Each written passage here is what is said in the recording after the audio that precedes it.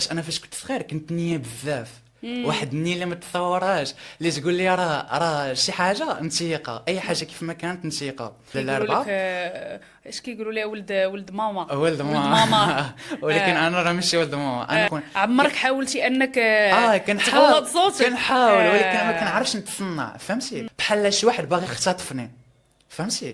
في ديك الفتره نيت بحال اني كنت كنهبط نلعب باسكيت وكنت كنشوف بان بنادم كيبقى حاضني، حتى لواحد النهار كان دار لي واحد الحركه اللي في شكل، ومن تما شنو الحركه اللي دار بالضبط؟ الحركه اللي دار بحال واحد الحركه اللي فيها قله ادب، فهمتي؟ فهمتك. يعني بحال بغى يغويك بشي حاجه بحكم بانك راه صوتك رطب، فهمتي؟ السلام عليكم ورحمة الله تعالى وبركاته. معكم حسناء ورخا، مرحبا بكم في بودكاست شباب المستقبل. حلقة اليوم غادي نستضيفوا واحد الشاب، ياسين فضلي. مرحبا بك ياسين. بارك الله فيك، احسن الله اليك اختي الله حسناء. يبارك فيك، الله شكرا يجزيك على بالخير. قبولك للدعوة. شكرا، بارك الله فيك، وشكرا لك بزاف تسيو على حسب التنظيم ديالك لهاد المبادره الطيبه. الله يودي، ما مرحبا. شاء الله كتنفعي الدراري بزاف، الله وانا يبارك منهم، فيك، انا مرحبا. واحد منهم، وراه كنت شحال هادي من لي فان تاعك، والحمد لله حنا ولينا مرحبا، الله يودي. كعلاقه اخوه. الله يودي، ما شاء مرحبا الله. مرحبا، الله يودي، الله يكبر بك. ان شاء الله في هذه الحلقه غادي نتعرفوا اكثر على ياسين، غادي نطرحوا عليه بزاف الاسئله اللي غادي تقربنا منه هو كشاب، وايضا كيف العاده كجميع الشباب اللي في العمر ديالو.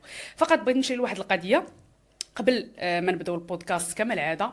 الاسئله اللي غادي نطرح على ياسين ربما تكون ما كتمثلنيش فكريا في الافكار ديالي ولا في شخصيتي، هي فقط من باب اننا نفتحوا النقاش واننا نزيدوا نتعرفوا اكثر على ياسين وعلى الشباب بصفه عامه. ان شاء الله باذن الله. اذا مرحبا. ياسين، اول سؤال بطبيعه مرحبا، الحال، مرحبا. من هو ياسين فضلي ولا فضيلي؟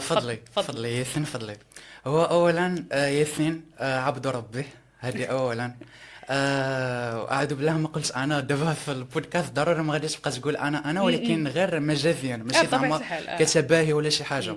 سميتي ياسين، كنيتي فضلي، كنسكن في مدينه الدار البيضاء، عندي 19 عام. دوزت الحمد لله بزاف ديال Les بزاف ديال expériences. التجارب. ولكن اسمح لي ياسين نقاطعك. 19 عام، يعني ابار القضيه اللي قلتي لي ديال السنه البيضاء اللي درتي هذا العام، انت ان شاء الله هذا العام هذا مقبل على السنه، على الثانيه على بكالوريا. صراحة كانت عندي ثانية بكالوريا العام العام اللي فات، ولكن مع درت السنه البيضاء. ولكن زعما نورمالمون كان خاص يكون عندك 18 عام، زعما واش ما بطبيعة الحال، ولكن كنت عاودت واحد السنة في الكاتريام، داكشي علاش. آه. يعني بحال كان خاصني يكون عندي الكاتريام داك العام اللي فات. وهذا العام بحال ما تحسبش لي على حقاش درت فيه سنة بيضاء، والعام الجاي ان شاء الله وفقاش المجال الخير الله ينفع يوفقك، باذن الله الله. يوفقك باذن بارك الله الله. فيك. كيف قلت لك عندي 19 عام، الحمد لله دوزت بزاف ديال التجارب في العمل، في الحياة بشكل عام.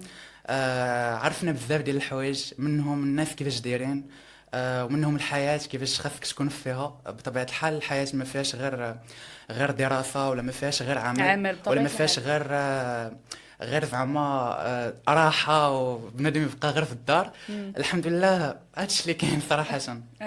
وشنو هما تجارب العمل اللي زعما درتي في حياتك؟ سورتو انك زعما مازال صغير، باقي صغير ما شاء الله. صراحة أنا دابا كنت بديت كنعول على راسي، يعني كنت دائما على حقاش أنا أصلا كنت يعني في واحد الكارتي اللي هي شعبية. كنت دائما كنشوف بأن الناس كيخدموا، بأن كاينين دراري صغار، وكانوا دائما العائلة ديالي كيقول لي بأن شوف ما شاء الله داك الدراري رغم زعما السن ديالهم صغير، راه ما شاء الله كيعولوا على راسهم، وراه خاصك تعرف تعول على راسك، وخاصك على حقاش أنا فاش كنت صغير كنت نيه بزاف. واحد النيه اللي ما تتصورهاش، اللي تقول لي راه شي حاجه نتيقه، اي حاجه كيف ما كانت نتيقه. لكن مازال لا؟ لا ما بقيتيش؟ دابا صراحه ماشي ما بقيتش، ولكن الحياه ما خاصكش تبقى ما تكونش فانيه، على حقاش لما بقيتيش فانيه غادي تخسر، ولا كنتي فانيه غادي تخسر. يعني دائما خاصك تكون ما بين احنا ما نقولوش نيه، ولكن نقولوا الطيبوبه. طيب. يعني كاين فرق ما بين انك تكون نيه وما بين انك تكون طيب. بطبيعه الحال. ومن بعد فاش شفت راسي بان النيه اكثر من القياس، كانت بطبيعه الحال كانت اذى، وكان الاذى كيجيني بزاف من الدراري اللي كنت زعما في التقدة ديالي، بحال كيبغيو يبينوك بانك راه كنت ولد داركم، راه فهمتي كيليميني بحال شي فهمتي يعني بزاف ديال الحوايج، كتعاني من التنمر يعني في هذا. عانيتي من التنمر بطبيعة الحال، هو أو أي واحد زعما كيعاني من التنمر طبيعة الحال. بالأخص في الفترة فاش كتكون صغير. وأنا ما كنتش من داك النوع اللي كنت كنخرج للزنقة بزاف ولا كنعمر في الزنقة بزاف. كنت كنخرج، ولكن كانوا الدار كيديروا لي زعما واحد الوقت اللي كيخليونا نخرج فيه، بحال كيسبت واحد ولا الأربعة. اش كيقولوا لي ولد ماما ولد ماما ولكن انا راه ماشي ولد ماما. انا نقدر زعما يشوفني شي واحد زعما بطريقه الهضره ديالي وبطريقه الشكل ديالي زعما راه ولد ماما، ولكن انا راه الحمد لله الا في وقت المعقول راه غتلقاني معقول بطبيعه الحال. صافي، وهي هذيك يعني كيف قلت لك يعني ما كنتش كنخرج للزنقه بزاف. وحتى الا كنت كنخرج بحال دابا مثلا الا كنت كنخرج الاربعه فاش ما كنكونش قاري في العشيه يخلوني الدار نخرج، ولكن السبت والحد كانت جدتي الله يخليها ليا كانت هي بعض المرات كتخرجني بحال هكا المسجد حسن الثاني، كتخرجني بحال هكا كانت تديني الكتاب، وكان عندي اوقات ديال الكتاب حق نسيتهم قبل ما ننسى. كنت كنمشي للكتاب كنحفظ القران. وفي ديك الفتره ديال الصغر داكشي علاش الواحد شحال حفظت فيه تقريبا؟ صراحه كنت حفظت فاش كنت صغير كنت حفظت حزب عامه وحزب تبارك وحزب ياسين. ولكن الله المستعان فاش بديتي كتكبر والدراسه حتى هي شويه المشاغل مع والدراسه حتى هي كتقلق وشويه ديال الحياه.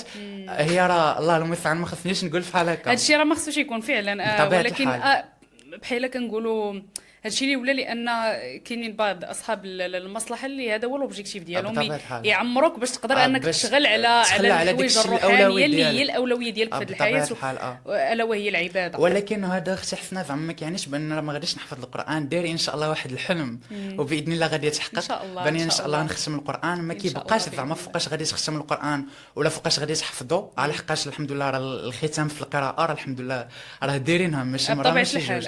ولكن الحفظ هو كل شيء.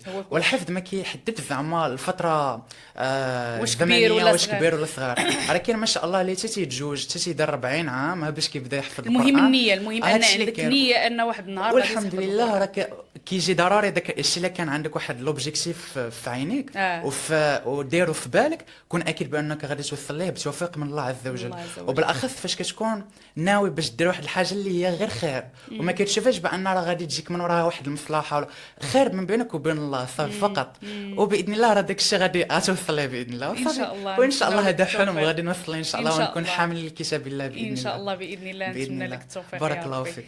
القضيه ديال التنمر اللي قلتي، واش عمر طرا لك شي بلان فعلا كان اثر فيك ولقيتي باللي يعني كان التاثير ديالو اكثر ما تتصور؟ صراحه اختي حسناء فاش كتكبر واحد شويه وبالاخص فاش كتولي واعي وكتشوف الحياه من واحد الجهه اخرى كتدرك بواحد الحاجه وكتولي التنمر زعما. انا دابا شي واحد المناعه كتولي كتربي المناعه. واخا دابا في هاد اللحظه في هاد السن ما شاء الله واخا يجي واحد ما عرفت واعر في التنمر ويبدا يتنمر عليا باش ما بغى، سواء في لي كومونتير زعما في صناعه المحتوى، سواء في الحقيقه، سواء في اي حاجه ما كنتسوقش لداك الشيء. المهم هو عارف راسي انا كيفاش داير.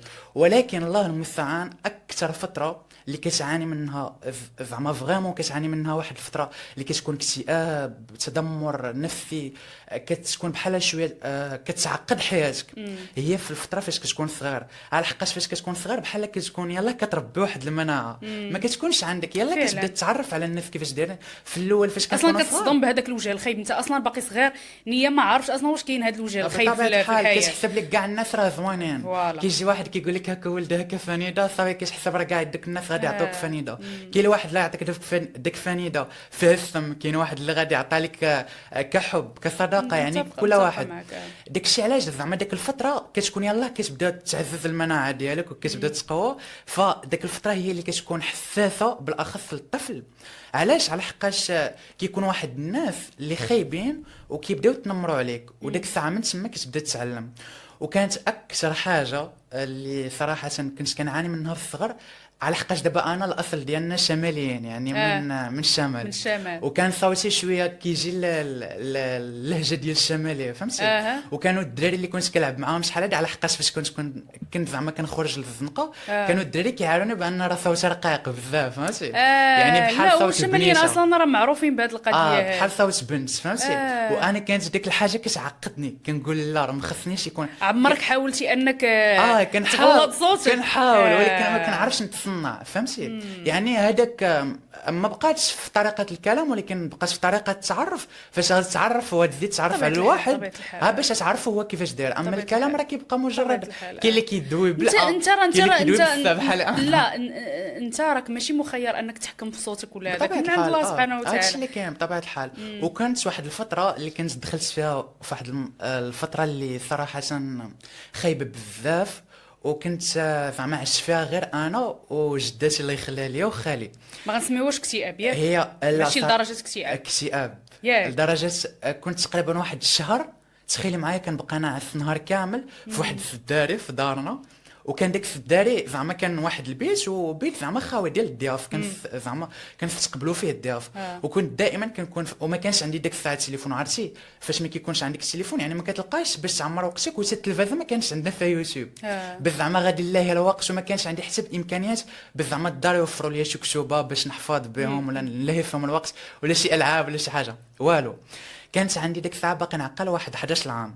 وكنت انا كنموت على شي حاجه سميتها الباسكيت. كنت دائما كنبغي نلعب باسكيت. وكنت فاش كنهبط زعما نلعب باسكيت على حقاش كان التيران ديال الباسكيت غير حدانا. وفاش كنت كنهبط نلعب التيران زعما مع الدراري في التيران ديال الباسكيت بحكم بان راه صوتي شويه رقيق شويه كيحسبوني بحال الدراري راه شويه انا مبنت فهمتي. وهذا الشيء اللي حيلا ساهل انهم يضحكوا عليك ساهل انهم يديروها بك بطبيعه الحال. وكنت بان كانوا بحكم الدراري كانوا كيعرفوني بزاف كانوا في داك الكارتي اللي انا كنعيش فيها كانوا بعض الناس اللي خايبين.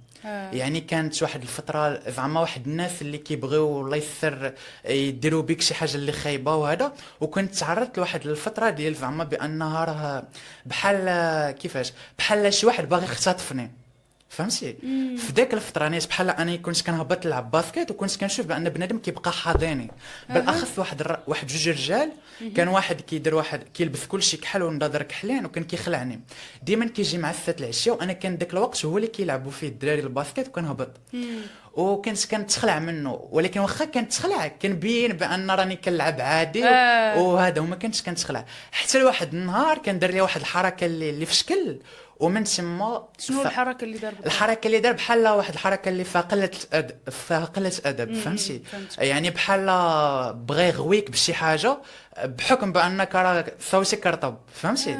ولكن انا ديك الساعه ما كنتش عارف على حقاش كنت واقيلا عندي 10 سنين طالع في 11 عام. يعني كنت باقي صغير كنت بان كيف قلت لك انا كنت ولد دارنا فاش كنت صغير. دونك ما عارفش الحوايج الخايبين بطبيعه الحال. هذيك الفتره هي فاش مشيت للدار كنت جلسها غير الخالي ما كنتش جلسها لا وقيلا كنت جلسها جداتي وما قلتش الخالي.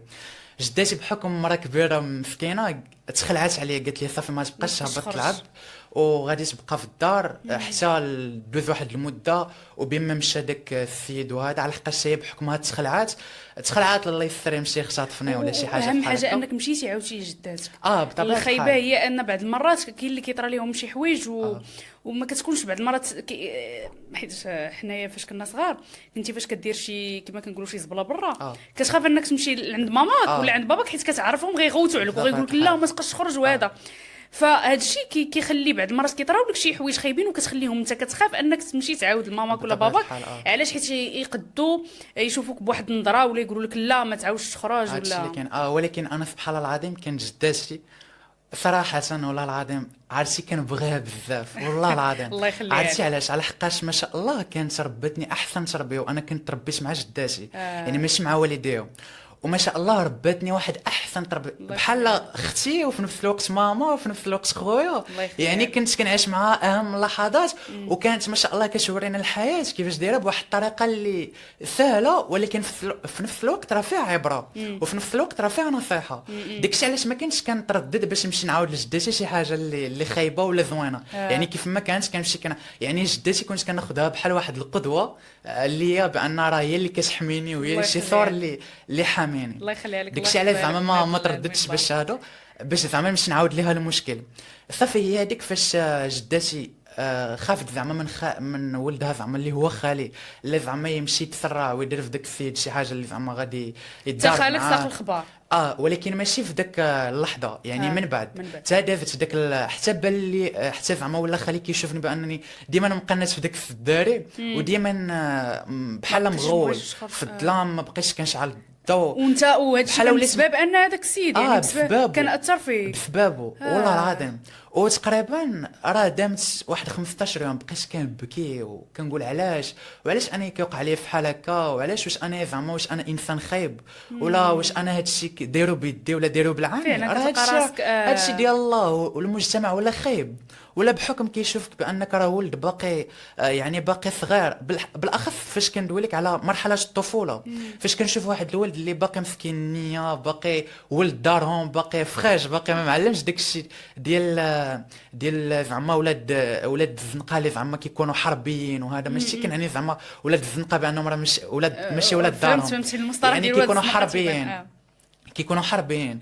داكشي علاش كيخليهم زعما باش يتنمروا عليهم، باش يشوفوهم كواحد الوسيله باغيين ياكلوهم، باغيين يخفقوا شي. انت ما كتلاحظش بلي راه فعلا كاين التناقض؟ يعني المغاربه هما كيبغيو كيقولوا يعني كيبغيو انك يشوفوك ولد مربي ولا يشوفوك ولد الناس، ولكن في المقابل كتلقى مثلا فاش كتكون مع صحابك ولا كذا كيتنمروا عليك. الا كنتي مثلا كما كنقولوا ملتزم، ما كندويش غير من الناحيه الدينيه، ولا حنا نقولوا حتى من الناحيه الدينيه. كتكون مثلا غير جالس غتنوض غادي تصلي، الا كنتي في وسط شي جماعه مع هذا كيبقى يقول لك الله الله يقوي ايمانك، اللهم قوي ايمانك. ولا كتكون مثلا ملتزم شخص بحال هكا، مشيتي غتقضي الغرض، ماما صونات لك، ماما كتمشي كيوليو كيشوفوك بواحد النظره ديك ولد ماما. دونك راه فعلا كاين واحد التناقض غريب في المجتمع. ولكن سبحان الله العظيم، اول حاجه سبحان الله العظيم راه الهدايه من عند الله، هذه اولا فعلا. على حقاش راه ربي له هداك، راه والديك ما ينفعوك ما يضروك، واش المحيط ديالك ما ينفعك ما يضرك. على حقاش راه والله العظيم راه انا براسي راه زاديت في واحد المحيط اللي الله المستعان خايب. وحتى العائله الحمد لله كانت عائله محافظه، فهمتي؟ يعني كانت كتبين لي طريق الحق وطريق الصحيح، وكانت كتنصحني، وكنت ديك الساعه كناخذ داكشي بعين الاعتبار، رغم الحمد لله وربي كنحمد الله وكنشكر على هذه النعمه اللي ربي هداني. وانا في واحد المرحله اللي باقي الله بديت كنشوف الحياه يعني في عز الشباب ديالي. داكشي علاش يعني هاد المرحله بعدا بالاخص فاش ربي هداني وبين لي الطريق، راه هذه نعمه وكنشوفها هي من اعظم النعم، من بعد ما من عليا الله سبحانه وتعالى بالاسلام، ومن بعد ما من عليا الله سبحانه وتعالى بالصحه. يعني ما نقصني حتى خير، والحمد لله صحتي كامله مكموله الحمد لله. وما كتشوفش ان والديك لهم دور كبير؟ حيت دابا هذه القضيه دي فاش ذكرتي قلتي كبرتي في عائله محافظه، ما كتشوفش ان عائله محافظه عندها واحد الدور كبير في التربيه؟ حيت نفترضوا ان مثلا انت غادي تخرج، نقولوا حنا المحيط خايب، تزاديتي المدرسه اللي انت فيها ولا الزنقه اللي انت فيها، ولكن كل شيء كيبدا من هذيك الاسره. يعني مثلا الا كان والديك مربينك على مبادئ الاسلام وعلى العقيده وعلى هالخيب وهالزوين، شي حاجه مهمه مهما كبرتي ومهما سبحان الله العظيم كما كنقولوا كتولي هذاك هو الباز. لا كتكون تبازيتي مزيان، راه سبحان الله العظيم واخا تلقى راسك بعدتي، يعني مشيتي مثلا في الحرام كتعاود ترجع، ما كتمشيش. علاش؟ حيت ديما كتحس براسك انت كبرتي في واحد البلاصه، الا مشيتي بلاصه اخرى كتحس براسك بلي هذه ماشي ديالي، هاد البلاصه انا هادشي ماشي واخا كيعجبك في هذيك المده، الفتره من بعد كترجع كتبقى تفكر كتقول انا ماشي ديال هادشي. علاش؟ لانك تبازيتي، وهذا الدور الكبير ديال الوالدين وديال انك تكون والعائله بصفه عامه. على حقاش من بين احسن الحوايج اللي كتشوفهم زعما في عائلتك اللي كانت بالاخص راه محافظه، ما كنقولوش زعما عائله متدينه 100%، على حقاش الحمد لله انا ماشي الحمد لله، ولكن زعما والديا ماشي متدينين، يعني زعما با الحياه منقبه. الصوره اللي واخدين الحمد لله يعني على عائله محافظه وما شاء الله والديا المهم الحلال بين والحرام بين، هذا هو الشيء باش هبطوا كاين. وزعما وكانت بالاخص كيف قلت لك يعني كنت كنعيش مع جدتي بزاف، يعني كانت جدتي كتبي لي يعني وقت الصلاه راه خاصني نصلي بحال هكا في الفجر، كانت كتفيقني نصلي الفجر. واخا ماشي يعني انا كنقول لك هذا الشيء راه فاش كنت باقي يلاه كنقرا في الابتدائي. تخيلي معايا دابا راه ما بقاش الله المستعان شي ام ولا اب اللي غادي يفيق ولده باقي كيقرا في الخامس ولا الرابع ويقول ليه نوض تصلي. اولا الكتاب ولا وبالاخص الكتاب على المدرسه. وبالاخص فاش كيشوف دابا الوالدين كيكون عندهم حتى هما واحد تاثير كبير على اولادهم. دابا تخيل معايا انت كاب ولا كأم كتفيق ولدك باش يمشي للمدرسه، كتفيق ولدك مع 7:30 باش يمشي للمدرسه مع 8:30، وما كتفيقوش مع الخمسة باش ولا الربعة باش يصلي صلاه الفجر اللي فيه غير نص ساعه ويرجع داك الساعه ينعس ويكمل ويفيق. هكا غادي يكون ليه خير وغادي يتعود على بان راه كاينه شي حاجه اللي قبل ماشي غير شي حاجه. على حقاش كيف ما بقات القرايه يعني ما كنقولش بانها راه بشكل ثانوي، ولكن راه الدين راه هو شي حاجه اولويه طبيعه الحال. شي حاجه اولويه، يعني خاصك تفكر في شي حاجه اولويه باش من حاجه شي حاجه ثانويه. لان راه فعلا كل ما كنتي قريب الله سبحانه وتعالى كل ما راه كنتي قريب للنجاح. هذه راه ديجا قايلها في واحد الفيديو، كل ما كنتي قريب الله كل ما راك قريب للنجاح وكل ما غتيسر لك امورك في الدنيا. بطبيعه الحال هادشي اللي كاين. بغيت نسولك ياسين على السنه البيضاء اللي درتي قبل ما ندوزو صناعه المحتوى. بغيت نعرف يعني انت باقي صغير في تلميذ باقي تتقرا، واحد القرار اللي صعيب انه ياخذه واحد في لاج ديالك، كيفاش واش فعلا كانت بهذيك السهوله؟ شنو السبب وكيفاش دازت هذه السنه هذه؟ ان شاء الله هي دابا سبحان الله العظيم زعما هذا السؤال جا في محله على حقاش زعما جا في هذه الوقيته اللي الحمد لله يلا درت انا اصلا غير هذا العام. وزعما مسبقا يعني راه ما ندمتش فاش خديت داك القرار، ما ندمتش ولو 1% نهائيا. نهائيا ما شفتيش ان مثلا دراري قدك في العمر راه شدوا الباك وانت مازال عندك؟ واخا كتشوف ان الدراري راه مشاو يكملوا قرايتهم على برا، ما كتحس بهم راهما فايتين والو. علاش؟ على حقاش ربي الا كان مكتب لك شي حاجه في نصيبك راه تاخذها. هذه ما عندهاش علاقه بالزمان او بالمكان. سبحان الله العظيم هذه من بين اهم الحوايج اللي خايدهم انا في حياتي، بان ربي الا بغى يعطيك واحد الحاجه راه ما يتسنى زعما ما غاديش تتحكم فيها الوقت فوقاش ما جات راه من الخير.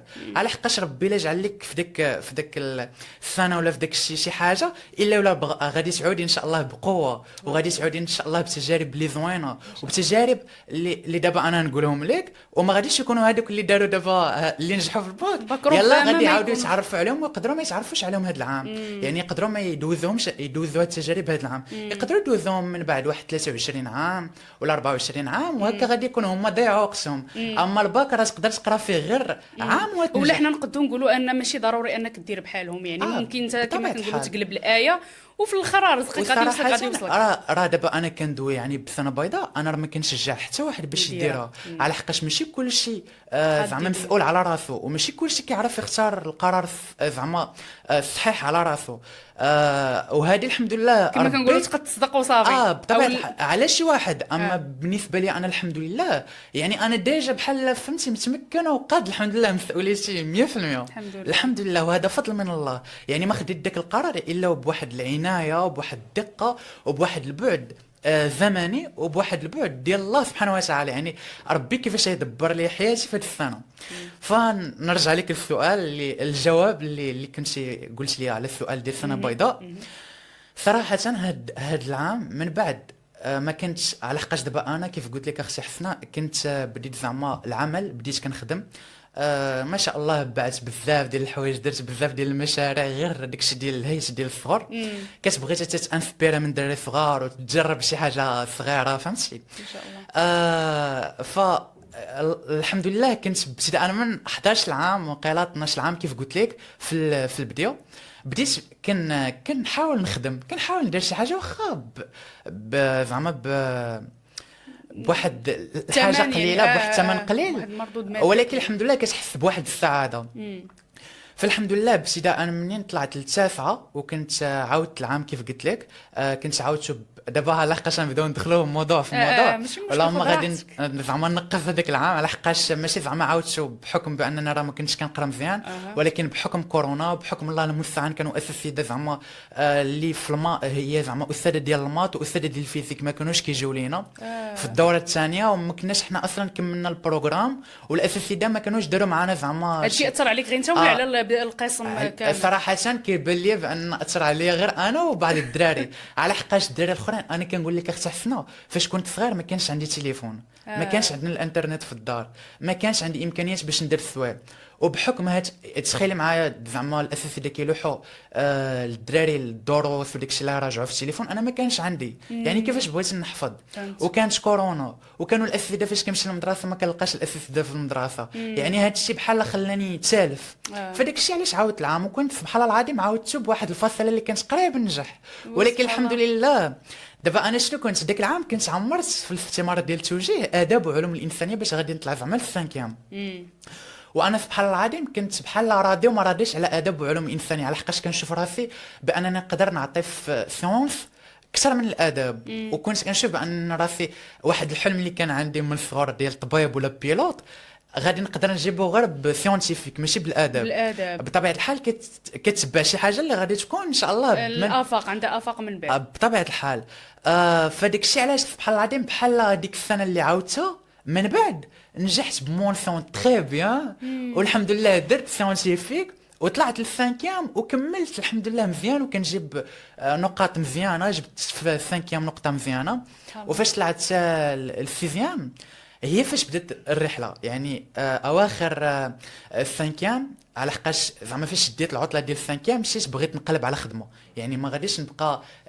كيف كنت دري صغير كنمشي كنبيع شي حاجه اللي غادي تجيب لي ثمن قليل ولكن وليت كنفكر في واحد الحاجه اللي بعيد زعما ماشي بعيده ولكن متطوره شي حاجه كبر كنت كنقول بان انا خصني نخدم في هذه العطله باش ندخل واحد الصالير اللي يكون مزيان نقدر نشري به ادوات نقدر نشري به تليفون نقدر نشري به حوايج هادشي في التاسعه هادشي لا في اواخر ديال الفانكيام في اواخر ديال السنه كنت تاسعه ولكن كيف قلت لك بحال مريت من واحد المرحله لمرحله فهمتي هي هذيك المرحله ديال ما بين الاعدادي والثانوي على حقاش فاش كطلع عاوتاني للثانوي كيبان لك عاوتاني هيت واحد اخر فداك الشيء علاش فاش انا كملت العام ديالي ديال الثانكيام والحمد لله كنت جبت فيه مزيان قلت بديت كنشوف بان صحاب الفيزياء وصحاب الباك عندهم واحد الحوايج اللي زوينين كنت كنقول بان انا مي بحكم العائله ديالي يعني بسيطه ما غاديش يقدروا يوفروا لي شي حاجه من غير لما خدم زعما الا خدمت عليها راه غادي نوفرها فداك الشيء علاش مشيت وقلبت على خدمه والحمد لله لقيتها الحمد لله بكل سهوله وطيحني الله سبحانه وتعالى في واحد الناس اللي مزيانين ما شاء الله خدمت معاهم داك العام ديال الفانكيام والعام ديال الفيزيام والعام ديال الفيزيام هي فاش كانت يعني فاش تعرفوا عليا داك الناس بان راه الحمد لله كنتقن العمل ديالي والحمد لله راسي خفيف ويعني اي حاجه كيقولها لي واحد ماشي كنزعف عليه ولا كنقولها ليه زعما كنخسر ليه ولكن كيكون راسي خفيف وكيكون فقط كنعاونو فهمتي كمساعده يعني اجر في سبيل الله واجر في العمل ديالي بطبيعه الحال فاش طلعت للفيزيام بديت كنشوف بان هذا العمل كيأثر عليا بحكم دوك الناس بحال ولاو باغيين يحرموني من شحال من حاجه اللي هي حقي بحال خير مثال وليت كنخدم زعما في الروبو ديالي وتخيلي معايا اختي حسنه كنقول لك بان كنبقى حتى ل 12 ونص تاع الليل ومثال تعاود تفيق لا ابار زعما الفيق باش نمشي للمدرسه خاصني نخرج زعما شي تمارين ولا كيكونوا عندي فروض ولا كتكون عندك شي كتبه خاصك تكتبها يعني كيولي الوقت مزاحم عليك وكتصدق اصلا ما نعس مثلا حتى ثلاثه وكتولي مغيب الصباح كامل وهذا الشيء بحكم هذا الشيء اللي وقع دابا كان ما خلانيش نجيب واحد النقطه اللي انا كنت راضي عليها من شحال هذه باغي نجيبها في الجهوي اسمح لي ربما هنا في هذه اللحظه قد شحال من واحد يتساءل والديك واش ما كانوش كيلاحظوا هذا الشيء وما قالوش لك حبس يعني ما قالوش لك مثلا ان لا خصك تركز على قرايتك وهذا صراحه كيف قلت لك زعما في البدايه يعني انا ما كنتش عايش مع والديا كنت عايش مع جداتي وجداتي بحكم مرا كبيره يعني كنت كنشوف بان داك الصالير اللي غادي يدوز ليا في الاخر ديال الشهر ديالي ولا هذاك الخلص زعما الخلاص اللي غادي نخلص في نهاري كنت كنشوفه بانه هو قوت اليوم ديالي انا وجداتي فهمتي يعني ما يمكنش لي نستغنى عليه يعني وليت كنشوف بان العمل واحد الحاجه ضروريه في حياتي بحال القرايه يعني خص بزز منك انك توازن ما بين القرايه والعمل وكنت كنجي وسبحان الله العظيم كنت في ديك المرحله كنت بعض المرات على حقاش بعض المرات والله العظيم الله المستعان كتضيق عليك ديال بصح وفي ديك الخدمه في الاواخر ديالها تخيل معايا كنت كنجي في الليل وكنبقى نبكي وكنقول علاش وهادي وعلاش الدراري الاخرين دابا شوف راه الدراري مرتاحين وما راه ناعسين وانايا دابا ولكن كتقول ولكن عمرني ما فقدت الامل وزعما وخبت زعما ما حسنتش الظن في الله سبحانه وتعالى، يعني الظن في الله سبحانه وتعالى، يعني ديما كنت كنحسن الظن في الله، وكنت كنقول بان ان شاء الله راه غادي يجي واحد الوقيته وهيكونوا هاد التجارب ديالك اللي دابا كتعيش مجرد معاوده زوينين، وان شاء الله ربي ياتيك خير من بعد. اللي قدر هذوك كاع دوك الدراري ان شاء الله ما غادي هما ان شاء الله انا نبغي لهم الخير فعلا، ولكن يقدر الله سبحانه وتعالى انت يعليك، يعطيك زعما يعليك اعلى الدرجات. ولو ما ديك الساعات كتجي وقيته الاختبار ديالو يعني ربي كيفرق يعني كل الله سبحانه وتعالى مدبر وحكيم، هادشي اللي كاين. وسبحان الله العظيم. وفي الاخر ديال العام شفت راسي باني فاش مشيت ندوز الجهوي بحال وليت غير كنخربق، كنحس براسي كنخربق، كنحفظ شويه، كنحاول نفهم شويه الاجتماعيات، وبطبيعه الحال الاجتماعيات خاصك تفهمها وتحفظها شويه، التربيه الاسلاميه العربيه هذا ديك الفرونسي انا اصلا ما كانش عندي معاها مزيان. يعني كنت كنحاول زعما ندير دي ريزومي على لا بواطا ميرفي اونتيغون، على حقاش كانوا عندنا غير هاد الجوج، ولكن ما كنتش كنقدر. ودابا الله المستعان هي زعما امكانيات ديال زعما لي كور باش نمشي ندير ما كايناش السوايع، ما كانش عندي امكانيات. يعني كيفاش غادي نقدر نحفظ هذا صراحه داك الساعه ما كانش عندي زعما شي مانع ولا شي حاجه اللي غادي تخليني نحبس القرايه.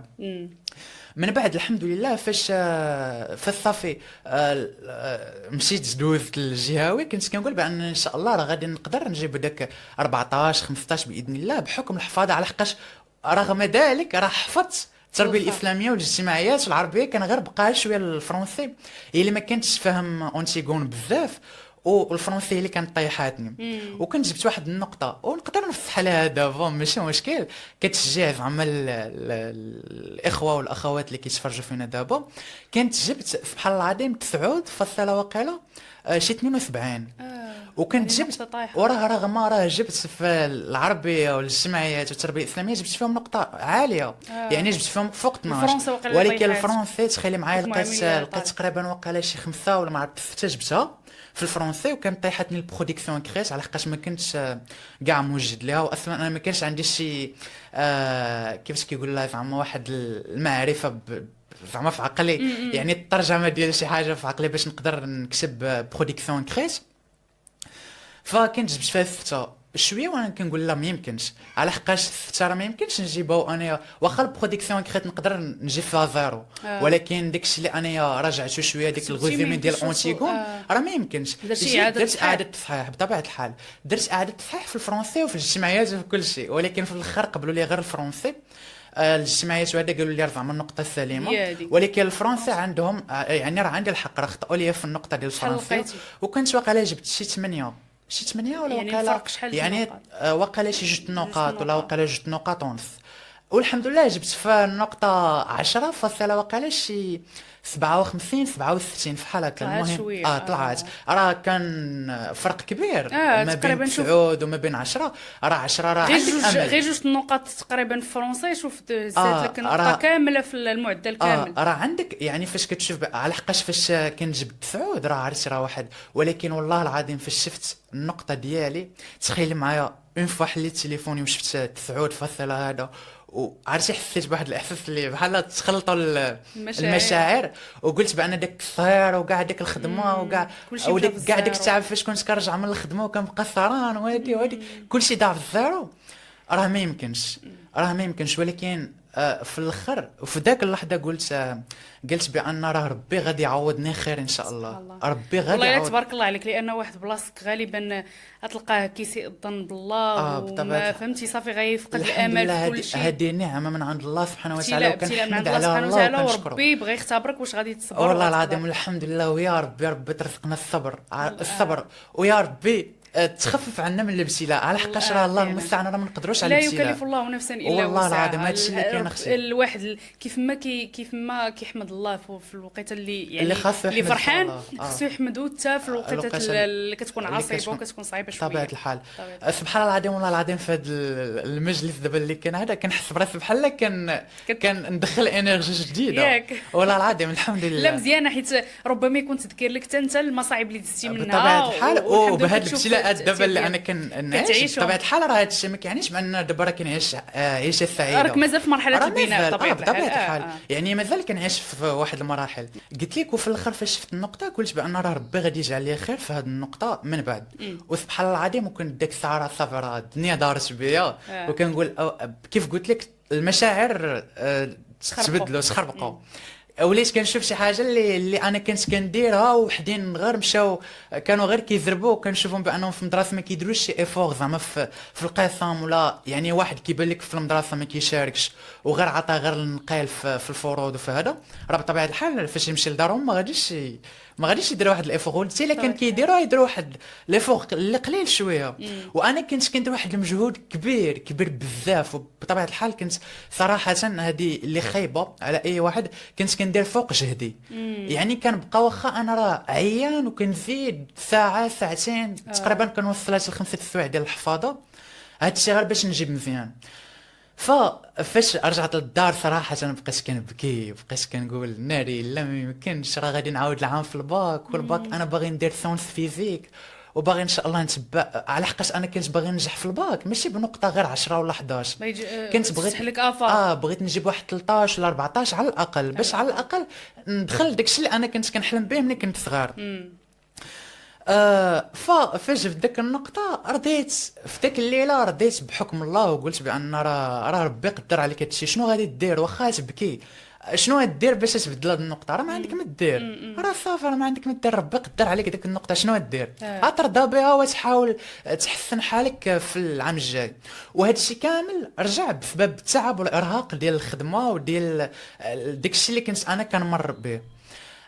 صافي هي هذيك فاش درت اعاده تصحيح الحمد لله شفتها 10 بحال جاني واحد الامل.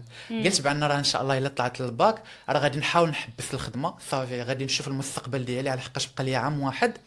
غادي نشوف زعما نحبس الخدمه ان شاء الله في شهر، كنت حبست وقيله في شهر 7 ديال العام اللي غنطلع فيه للباك.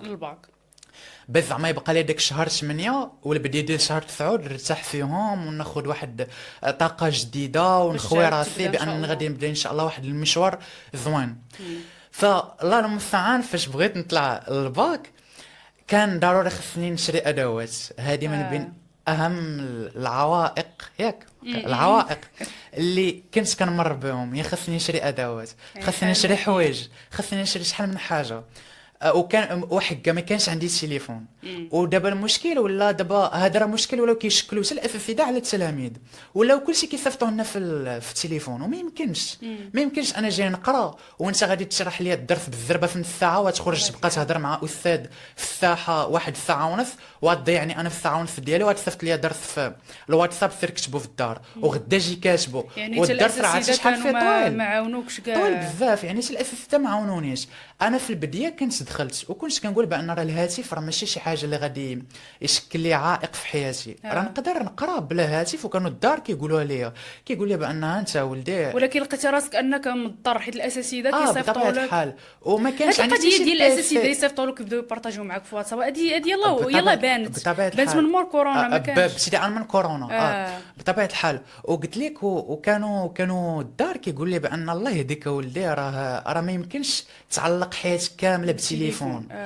والمشكل دابا الله المستعان يعني كاينين بعض الناس اللي يقول لك وراه كاين تليفون ديال باك كاين تليفون ديال ماك وانا راه الله المستعان حتى التليفون في دارنا كامله ما كانش عندهم. يعني جداتي عندها تليفون اصلا انت ما كنتيش عايش مع ماماك وباباك يعني مع جداتك يعني عايش مع جداتي. وجداتي كان عندها تليفون صغير وتخوالي ما كانش عندهم تليفون زعما كبير، عندهم غير تليفون صغير. يعني غير تليفون نوكيا هذاك اللي كيقول غير الو صافي. يعني شوف لواحد الدرجه ديال الابتلاء اللي وصلت لها يعني بحال ضقت بزاف. فديك الساعه بحال انقطعت الحلول. كنشوف بانني راه ما عرفتش، كنشوف بانني صعيب باش ندرك الحال وباش نكتب وباش هذا. والمشكل فاش كتمشي مشكل ورا مشكل ورا مشكل. والمشكل فاش كتمشي تتعاود الوضع ديالك الاستاذ ما كيتفهمكش، كيقول لك دبر راسك خذ ولدي سير طباع دير هذا وانت ما عندكش باش دخلتها الويفي وكيقول لك سير دير فوتوكوبي على 100 صفحه. 100 صفحه جات بدرهم واحد راه 100 درهم الشريف. راه 100 درهم راه تقدر تعيش اسره لمده ديال يومين الا كنت انت كتعيش بها ساعه. يعني راه شي حاجه اللي صعيبه ولينا كنعيشوها بالاخص في الدراسه هذه ابار المجتمع. اسمح لي غنقاطعك هنا، مازال ما بديتيش صناعه المحتوى واقيلا؟ لا كنت ديجا بادي صناعه المحتوى. ولكن كيفاش كنتي بادي صناعه المحتوى زعما بالتصوير؟ صناعه المحتوى كنت بديتها من فيفيان.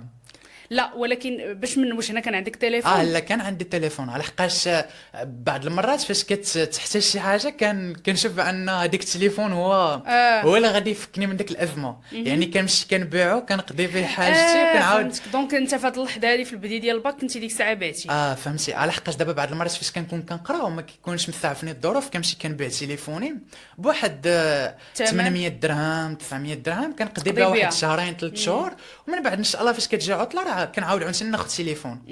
وكنت كنبدل لونيت، انا عزيز عليا نبدل التليفونات والحمد لله هذا ما كان. وفي ديك الساعه اختي حسنا فاش قلت لك زعما كنت يعني كنشوف بان التليفون هو واحد الحاجه اللي بحال كنخبيها لدوير الزمان. فهمتي، من تما صافي بدات كتبان ليا بان راه الفكره ديال سنه بيضاء راه هي اللي كاينه.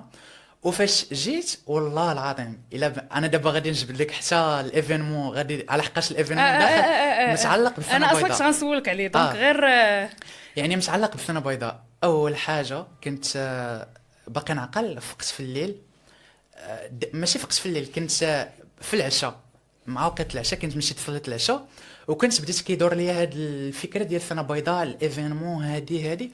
وانا شنو درت من بعد ما صليت العشاء؟ حطيت واحد المجله، كنت عقلت مشيت شريت واحد المجله من عند مول المكتبه ب5 دراهم كبيره. وبديت كنقول الا درت سنه بيضاء ها شنو يوقع وشنو يوقع وشنو يوقع، ولا كملت في هذا العام ها شنو يوقع وشنو يوقع وشنو يوقع. فكنت كنقول بان راه الا درت سنه بيضاء الا زعما كملت راه ما غادي نستافد والو، في الاخر غادي نعاود العام وغادي هكا نضيع عام وفي الاخر ما نستافد منه والو، ونبقى غادي انت مازال عندك اصلا فرصه تعاودوا من بعد. ونقدر نعاودوا من بعد. فقلت بان فاختاريت الفرصه ديال السنه بيضاء، على حقاش السنه بيضاء كنت كنشوف بان هي احسن حاجه واحسن اختيار نقدر نختارو وهي سنه بيضاء. علاش؟ على حقاش اول حاجه كنت كنقول بان غادي نطرق للايفينمون، غادي ناخذ الايفينمون بعين الاعتبار هو كبدايه واحد العام جديد اللي هي كانت نيت كان جا في شهر واحد نهار 10 في 2025. قلت بان هذا الايفينمون غادي يكون كبدايه ديال واحد العام جديد بالنسبه ليا، وهو اللي غادي نبدا به زعما كاجر لله سبحانه وتعالى.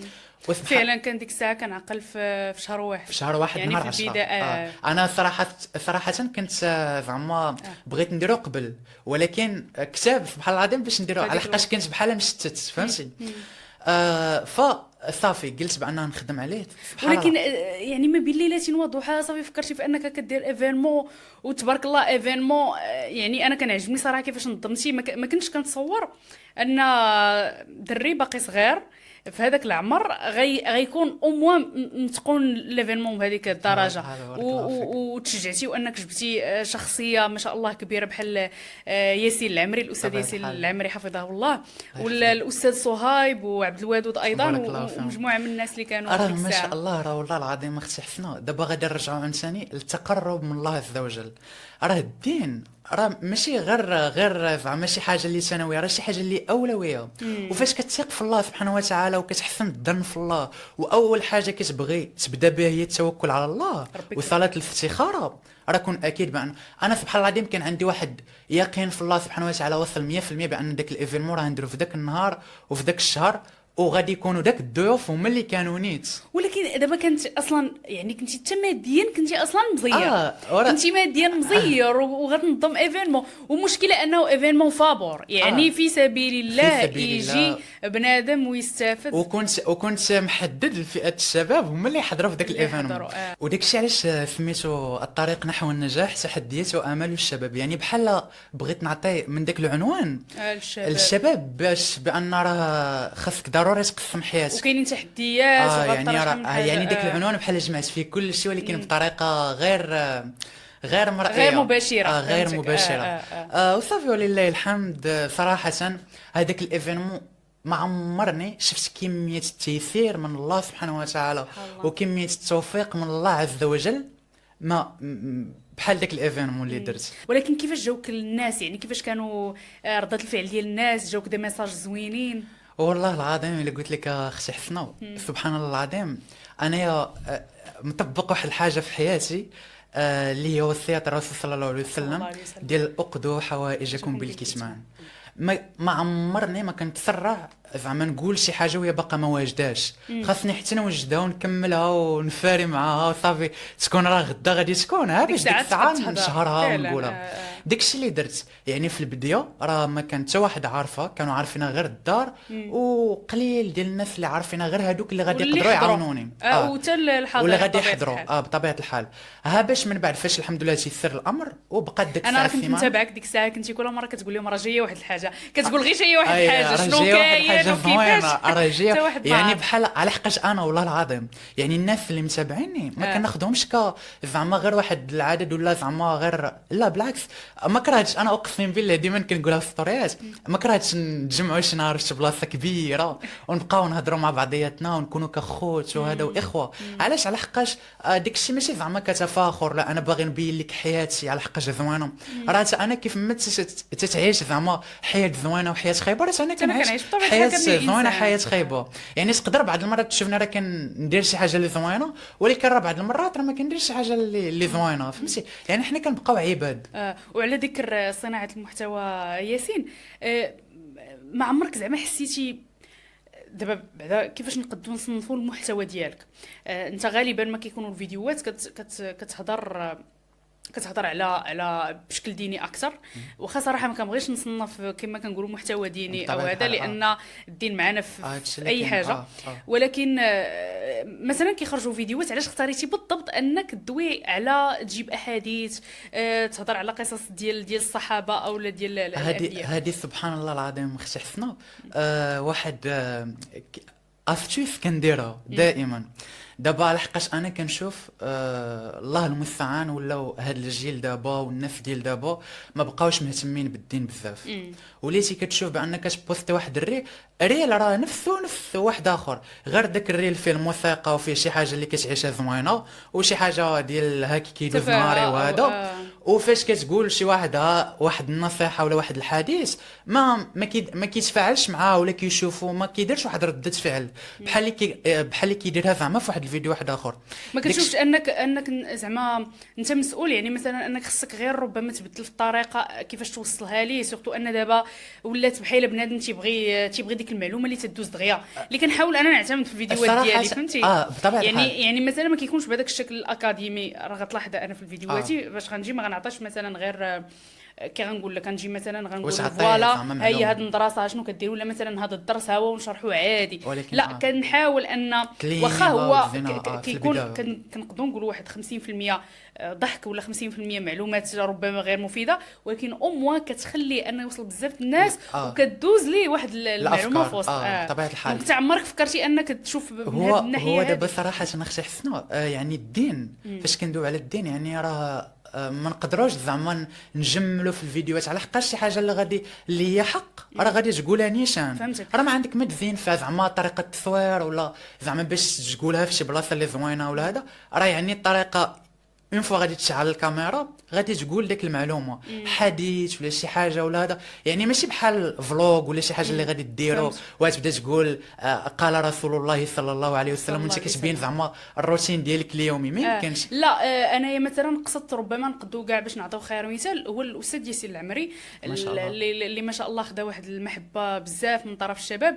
دونك الطريقه باش كيوصل المعلومه كتخليك انك تصنت ليه وكتحسو بحال واخا هو شيخ ولا هو اصلا على راسه تيقول الشيخ، فما بغيتش انا نعطي هذا يعني واحد بغيت نقصد انه راجل كبير، ولكن مع ذلك كتحسوا نفس العقليه ديال الشباب وقدر انه يعني كيتفاهم مع الشباب. فوالا هادشي اللي كنت قصدت انا. هو دابا ما شاء الله في العمري هو راه ما شاء الله راه بعدا راه غير اون فوا كيبرك حداك ما شاء الله كيتحس بواحد الهيبه وكتحس بواحد الادب وواحد عرفتي راه ما شاء الله بحال بارك مع صاحبك ومع الشيخ ديالك ومع راه ما شاء الله. وهو بطبيعه الحال في العمري كياخذ واحد الحاجه مهمه في زعما في طريقه التصوير ديالو. دائما الا شتي زعما الفيديوهات الاكثر ديال السياسي العمري كيكونوا عباره عن محاضرات. يعني بحال هو داخل في الجو اصلا داخل في الجو، فهمت. غير تيجي كيدوي على واحد المرحله ديال الصبر، كيجيو شي زعما الناس اللي متطوعين على الخير، الله يبارك لهم في الخير ديالهم، وكيقتضى كياخذوا داك المقطع. اللقطه وكيحطوها، يعني بحال راه دخلوا في الهوك ديال الفيديو فهمت. بحال دابا والصبر، بحال دابا السيسي العمري فاش كيقول والصبر وهادي والصبر على الشدائد وهادي، هذا راه بحد ذاته هوك في الفيديو. يعني فاش كيجي هذاك المتطوع فاعل الخير اللي زعما كيقطع داك هذا هكاك باش كيطلع الفيديوهات، وكيكون ديجا زعما لي كونت زعما اللي دايرينهم كيكون ديجا طالعين واحد شويه، وهذوك الناس اللي داخلين غير المهتمين بداك الشيء. فهمت. يعني ما غاديش تلقى على حقاش دابا انا كنصوب واحد الفيديوهات اللي دين ودنيا، يعني كنحاول نبين الدين وتا الدنيا. طبعا الحال، لان الدين كان- حنا كما كنقولوا حنا ضد ضد العلمانيه وقت بطبيعة- كتخرج. بطبيعة حنا الحال. ضد العلمانيه. آه. يعني ما غادي احنا ماشي ما كنوصلوش الصوره انك غتفصل الدين بوحدو، بطبيعة ولا الحال. داكشي قلت لك انا ما بغيتش نقول محتوى ديني، بطبيعة لان الحال. بالنسبه لي الدين هو ماشي مجال، ولا هو طريقه حياه ومنهج هادشي حياه، اللي كاين. فراه داخل في اي حاجه. بطبيعة الحال. داك الشيء علاش قلت لك اخي حسنا زعما دائما الا كنتي كتشوفي حتى الفيديوهات ديال اللي انا كنسميهم دنيا، زعما كنعيش فيهم لحظه ولا هذا، دائما كندخل فيهم الصلاه، قراءه القران، اذكار الصباح، تعلم، كذا، كنقلب على عمل. يعني بحال الواحد فاش كيتفرج كيشوف بان راه هادو راه شي حاجه اللي خاصك توازن ما بين حياتك، ما بين الدين وما بين الدنيا. يعني خاصك توازن ما بيناتهم. ابار فاش كنشوف بان داك الفيديوهات طلعوا في لي في والكونت ديالي ولا ما شاء الله زعما بداو كيدخلوني متابعين جداد والناس زعما كيبداو يدويو معايا في الخاص بزاف، ديك الساعه كنستغل الفرصه ديال كيف قلت لك الفيديوهات ما كيطلعوش ليا بزاف الدين ديال الدين. ديك الساعه كنبوستي فيديو ديال الدين كيهضر على شي زعما كيهضر على شي حديث ديال الرسول صلى الله عليه وسلم، ولا شي قدوه من الصحابه رضي الله عنهم. وفاش كتشوف الفيديوهات مثلا ما طالعينش، او لا ربما المتابعين ما كيجيوش بزاف، وكتشوف ربما دراري من نفس العمر ديالك دايرين محتوى ما عرفتش زعما يقد يكون ماشي ضروري، يعني يقد يكون ماشي ضروري تافه، قدو مثلا كيعطيو شي محتوى اخر من غير تعليمي ولا فوالا مثلا، وهما طالعين عليك، يعني هما تيجيوهم لي فيو تيجيوهم، ما كتحسش بواحد الاحباط، كتحس براسك كتقول لا خصني نبعد شويه. هي صراحة في البداية دابا أنا سبحان الله العظيم في البداية ديال صناعة المحتوى كنت دائما كنشوف بأن راه يلخص إلى زعما هي اول حاجه قبل فاش كنبغي نصور واحد الفيديو كنصورو صعيب بزاف طريقه التصوير ديالو، على حقاش ديك الساعه كنت يلاه مبتدئ يلاه كنتعلم صناعه المحتوى. يعني كنت فاش كنبغي نصور واحد الفيديو كيطلب مني بزاف ديال الوقت، ولكن فاش كنت كنصاوب فيديوهات ديال زعما ديال صناعه المحتوى كنت كنطلب زعما كيطلب مني واحد المجهود كبير لدرجه كنبقى ساعتين ثلاث سوايع هذه غير مرحله ابتدائيه زعما بحال كنتي كتعجز. كنت كنعجز وكنقول بان راه هذا الفيديو الا صوبته دابا وخدم مني نهار ولا نص نهار ضروري فاش نبوستي خاصو يجيب الماكسيموم ديال الا ما جمعش كتحس براسك ضيعتي الوقت وضيعتي الجهد وداك الشيء ما نفعش وكتحس براسك كتهضر غير بوحدك غير بوحدك يعني حسيتي ديجا هذه في البدايات. ولكن من بعد فاش الحمد لله بديت كنشوف بان داك الشيء بحال غادي بشويه بشويه بركت مع راسي وكنت كنقول بديت كنقول بان راه هذا الشيء كنديروا لوجه الله ماشي كنديروا على حساب لي في ولا على حساب الناس باش يدخلوا عندي، على حقاش صناعه المحتوى ولا السوشيال ميديا بصفه عامه كاين اللي كتعطيه في اول بدايه ليه وكاين اللي خاصك وقت واستمراريه والصبر على داك الفيديوهات اللي كدير وانتاجيه، وكيكون صراحه هذاك اللي كيتعطل شويه احسن من هذاك اللي طلع دغيا حيت كيكون بازي وكتكون بحال الناس اللي كيعرفوه كيكونوا معاشرين سنين طبيعه الحال كيكونوا عارفينهم شحال هذه فهمتي ماشي قال لك الحاجه اللي كطيب على المهل هي اللي كطلع بنينه وهي اللي كطلع زوينه بطبيعه الحال ولكن كاينين حتى ما شاء الله صناع محتوى اللي طلعوا دغيا ولكن بطبيعه الحال راه عندهم يقولوا الله سبحانه وتعالى وما شاء الله مزيانين. فهذه صراحه من بعد فاش بديت كنبوستي فيديوهات بديت كنخدم بان راه بديت كنقول بان راه هذا الشيء راه لوجه الله ماشي زعما اللي في ولا هذا، وصافي الحمد لله بقى داك الشيء باستمراريه. كنشوف بان صناعه المحتوى واحد الحاجه اللي ثانويه في حياتي ماشي اولويه، باذن الله غادي ندير واحد النهار بشكل اولوي، ولكن خاصني ان شاء الله حتى نقاد الامور ديالي بعد انا باش ان شاء الله نتفرغ باش ان شاء الله نقدر نتفرغ لصناعه المحتوى وندخلها اولويه، يعني نولي ندير كاع زعما الناس اللي متابعيني ستوريات يوميه فلوغات بزاف تاع الحوايج ان شاء الله باغي ندير بزاف تاع الحوايج خاص غير الوقت باذن الله ان شاء الله. دابا غندوزو نحيدوا من صناعه المحتوى محدها كما قلتي هي مازال واحد الشيء ثانوي. ربما يجي واحد النهار ان شاء الله نزيدوا نتفصلوا فيها اكثر ان شاء الله تكون باذن الله كبرتي. باذن الله. غندوي على واحد الحاجه اللي ايضا نقدروا نقولوا اثارت اعجابي وتبارك الله كنتي شجاع في انك ديرها، وهي انك تبدا مشروع ديالك الخاص. راه ما شاء الله شوف في واحد العمر قصير ولا نقدروا نقولها ما سيزينش شحال من حاجه دوينا عليها غير في هذه شحال من حاجه درتيها ما شاء الله. المشروع ديالك كيفاش بدا وكيفاش جات الفكره وكيفاش؟ صراحه انا كنت كنعاني في الاول بعد قبل هذا ماشي اول براند، على حقاش كنت قبل درت واحد البراند ديال الحوايج، ولكن حسيت براسي بحال غير طريات فيه ودرت بحكم السرعه اللي تسرعت فيه وما خديتش الامر بجديه، بحال غير شفت الدراري كيديروا براندات وتنتي ودرتي هذه ولا بحال شويه بلا ما خديت هذا، ولكن ضيعت غير راسي، ما بعت والو ما درت والو، ولكن خديت واحد التجربه على حقاش اي حاجه كدوز في حياتك راه كتعلم منها فعلا. من بعد داز واحد الوقت تقريبا واحد سنه ولا وقيله شي 7 شهور بديت كنعاني من واحد المشكل واللي كنشوف بان بزاف ديال الناس الله المستعان في هذه الوقيته ديالنا كيعانيو منه، اللي هي القشره، تساقط الشعر، فراغات في الشعر ولا كيطيح بزاف تاع الحوايج.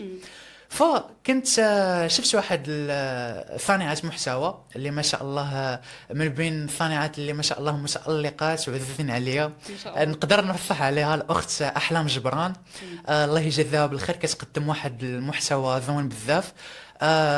فكنت كنشوف كدير واحد الإشهار لواحد البراند مغربي ديال زيوت طبيعية، منتوجات طبيعية زعما، وكنت كنقول بأن راه هاد المنتوجات ضروري غادي يكون فيهم شي حاجه اللي هي اللي كتقضي على داك الشيء. وسبحان الله العظيم راه فاش خديته انا ماشي تقصد زعما في داك البراند ولكن تقصد في الاخت احلام جبران، على حقاش بحكم انا زعما من المتابعين ديالها قدام، يعني كنت عارفه كيفاش كدير. وبالاخص راه الدين فاش كيكون سبحان الله العظيم داخل فيك واحد البذره ديال الدين كيولي لواحد الناس كيبغيوك، وكتولي اي حاجه قلتيها كيتيقوك الناس فيها. وهذا الشيء علاش كتدخل شويه من بين المتاجره بالدين واللي كيستغل عاوتاني وحدين اخرين. ولكن انا بين قوسين انا زعما كنت كنعرف الاخت احلام، يعني كنت متبعه من شحال هادي، يعني راه تقريبا واحد 3 سنوات لا يعني شحال هادي فاش كنت باقي كاع ما بديت صناعه المحتوى.